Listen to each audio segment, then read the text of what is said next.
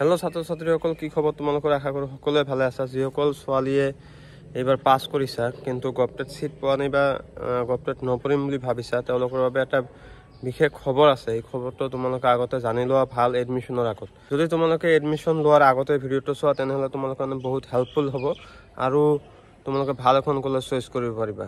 চোৱা, তোমালোকে যিখন কলেজতে এডমিশ্যন ল'ব যোৱা, ফাৰ্ষ্ট অফ অল সেইখন কলেজৰ গভটেট ৰেজিষ্ট্ৰেশ্যন আছেনে নাই, আৰু তাৰপিছত সেইটো ANC অৰ্থাৎ আছাম কাউন্সিল নাৰ্ছিঙৰ আণ্ডাৰত হয়নে নাই, আৰু INC অৰ্থাৎ ইণ্ডিয়ান নাৰ্ছিং কাউন্সিলৰ আণ্ডাৰত হয়নে নাই, সেইটো তোমালোকে গুগলত চাৰ্চ কৰিলে পাই যাবা।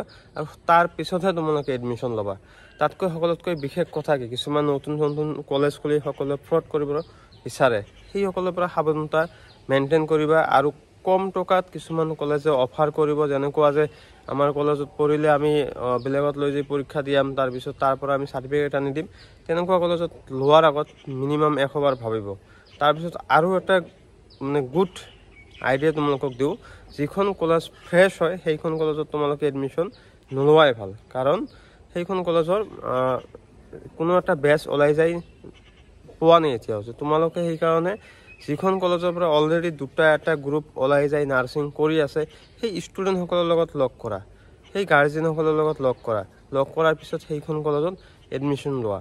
তেতিয়া চাবা তোমালোকৰ 3টা বছৰ কেতিয়াও নষ্ট নহ'ব আৰু পইচা পাতিও নষ্ট নহ'ব। কাৰণ তোমালোকে নিশ্চয় মোবাইলে পাই থাকা, ছ'চিয়েল মিডিয়াত পাই থাকা যে কিমানখিনি ফ্ৰড হৈ আছে।